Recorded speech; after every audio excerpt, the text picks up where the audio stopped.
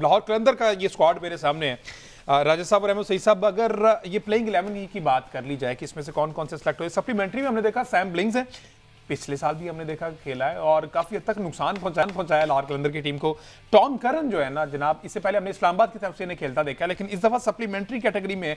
अब ये जरा ये सप्लीमेंट्री कैटेगरी जो है ना वो मैं थोड़ा सा समझना चाह रहा हूँ, दीगर फैंस भी समझना चाह रहे होंगे। केन विलियमसन जैसा प्लेयर जो है वो सप्लीमेंट्री कैटेगरी में आया हुआ है और इधर से टॉम करन भी, सैम ब्लिंग्स भी, ये अच्छे प्लेयर हैं, अपनी टीम्स को रिप्रेजेंट करते रहे, अपने मुल्क को रिप्रेजेंट करते रहे। तो इस कैटेगरी को पहले जल्दी से राजा साहब आपकी समझ में क्या आता है? फिर तो वैसे वो राय जो है ना प्रॉपर वो हम वैसे आकिब कुरैशी से जानेंगे कि पीसीबी की जानिब से सप्लीमेंट्री का बेसिकली मकसद क्या है। पिछले साल भी ये शुरू से चल रहा है। अच्छा, इसकी जो फेस वैल्यू पर ये है कि ये टीम का हिस्सा होते हैं, लेकिन ये 16 का हिस्सा नहीं होता। ठीक है। और इनकी जो तनख्वाह जिसे रुपये हम कहते हैं ना, ये जो भी इनकी सैलरी है वो शुरू नहीं होती जैसे दूसरे रेगुलर 16 प्लेयर्स की होती है। The moment they join the match fees मिलेगी। The moment they join the squad, ये 16 का, ये they started earning the money. ये इसके जो फ्रेंचाइजीज उनकी डिफरेंट माइंडसेट होते हैं। एक उनके ज़ाहिर के सर्टेन लिमिटेशंस भी होती हैं कि हमने किसको रखना है, हमारी 11 कैसे बनेंगे, हमारे 12 कैसे बनेंगे। तो ये सारी जो प्रायोरिटीज हैं ये देखकर फिर इस तरह वो ये सप्लीमेंट्री लिस्ट में बहुत बड़े प्लेयर्स भी आ जाते हैं। जैसे विलियमसन जो है वो तो एक ऑल टाइम ग्रेट है। वो अलग बात है कि वो T20 में इस तरह की ताबड़तोड़ किस्म क्रिकेट नहीं खेलते जो हम वार्नर से एक्सपेक्ट कर सकते हैं, हम फकर जमान से। हाँ, तो वो ये चीज़ें ऐसी हैं कि दिस इज सप्लीमेंट्री। वैसे बड़ा ये सरप्राइजिंग था अहमद सईद साहब, आईपीएल एक अरसा दराज केन विलियमसन खेले और मुसलसल खेले और ये पहली दफा ऐसा हुआ है कि आईपीएल में अनसोल्ड रहे और पाकिस्तान पीएसएल में भी, और दीगर लीग्स तो गालिबन शायद वो खेलते नहीं उस तरह से। ये वो बड़ी लीग्स हैं जो उन लोगों के लिए बहुत वाज़ेह पैगाम है जो ये कहते थे कि पीएसएल जो है वो आईपीएल का जो प्लेयर वो लेफ्ट ओवर है उनके ले रहे हैं। ऐसा बिल्कुल नहीं है। पीएसएल एक ऐसी लीग है जिसमें यकीनन कंपटीशन है और केन विलियमसन का सप्लीमेंट्री में आना और टीम साउथी का सेलेक्ट ना होना ये इस बात का वाज़ेह पैगाम है कि पीएसएल में भी कंपटीशन इतना टफ है कि ये प्लेयर जो है ये टीमों की तवज्जो हासिल करने में कामयाब नहीं हो पाए। हाँ, ठीक है। अच्छा, अब लाहौर कलंदर की अगर प्लेइंग 11 की बात करें, मेरा ख्याल ये बड़ा कॉम्प्लिकेटेड सा हो जाएगा मामला। जो फास्ट बॉलर डिपार्टमेंट तो कंफर्म है ना कि ये 3 ही खेलने हैं, जिसमें हारिस रऊफ हैं, 4 खेलने हैं, जहादाद हैं, जमान है और कैप्टन हिमसेल्फ शाहीन शाह अफरीदी, ये 4 तो कंफर्म खेलेंगे। स्पिनर अब देख रहे हैं कि इनमें से कौन ऐड करते हैं। अगर चले बॉलिंग से बात करें, आसिफ अफरीदी एक स्पिनर है इनके पास और दूसरे एंड पर सिकंदर रजा। तो मेरा ख्याल सिकंदर रजा का एक कोरा निकलेगा। मैं सही साहब हैं जी। देखें, ये डिपेंड करता है कि इनके मैचेस किस कंडीशंस के अंदर हैं। अगर तो कंडीशंस फास्ट बॉलर को फेवर करती हूँ तो फिर जाहिर है कि वो 4 फास्ट बॉलर जो उनके चल रहे हैं उनके साथ डेविड वीज़ा को ऐड करके अपना बनाने की कोशिश करेंगे।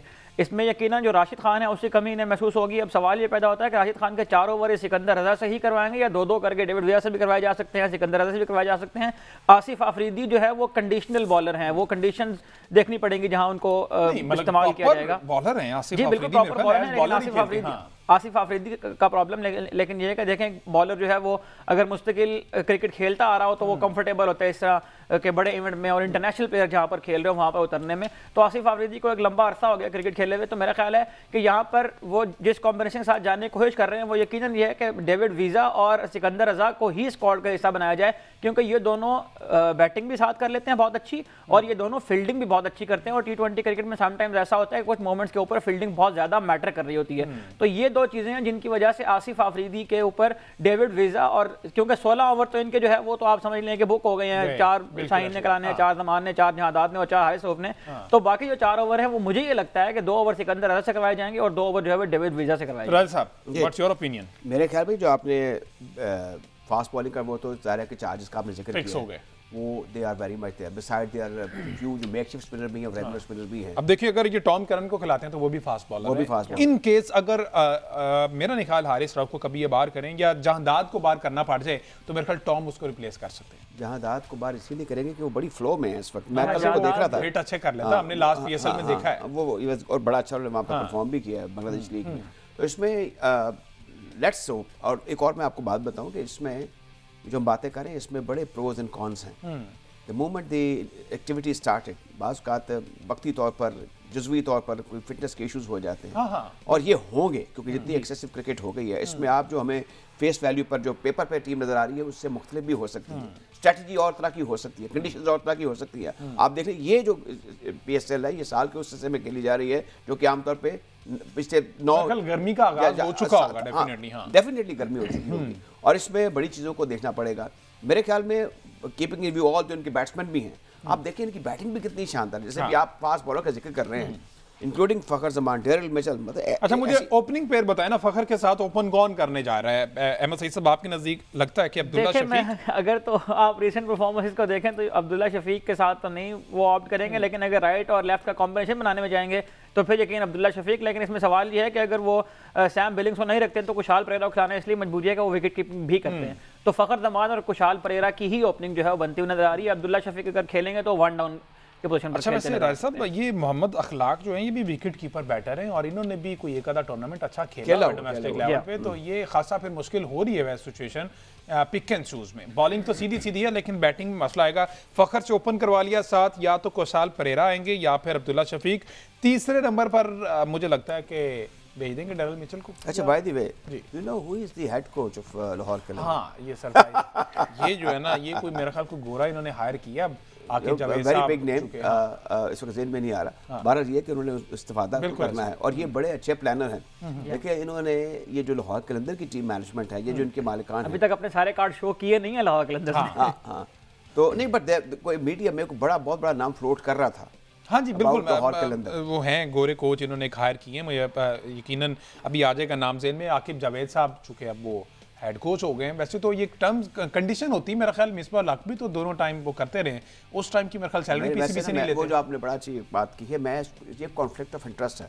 मेरे ख्याल में ये नहीं कि एक पीसीबी के साथ एक जगह से सैलरी ड्रॉ कर रहे हैं, उनको आप इधर भी धकेल दें, इससे फिर आप स्क्वीज कर लेते हैं। उस टाइम फ्रेम में राज साहब सैलरी पीसीबी नहीं देता, ये कंडीशन होती है। मिसबाह हक एज हेड कोच जब इन्होंने इस्लामाबाद को किया ना सर्व, तो उन्होंने उस टाइम क्यों नहीं, मुझे याद है मिसबाह उस वक्त सिलेक्टर थे, तो वो बड़ी गलत बात है कि आप एक फ्रेंचाइज के साथ अटैच हो गए, आपकी फिर एसोसिएशन हो जाती है, ये कॉन्फ्लिक्ट ऑफ इंटरेस्ट को ब्रीड करता है। मेरे ख्याल में ये नहीं करना चाहिए, इसमें आर्टिकुलेट हर शख्स की पोजीशन होनी चाहिए। वन गो में जरा आ जाए ना प्लेइंग 11 तक, पहले पे ये, दूसरे पे ये, तीसरे पे अब्दुल्ला को अगर रखते हैं तो चौथे पे डेरिल मिचेल है।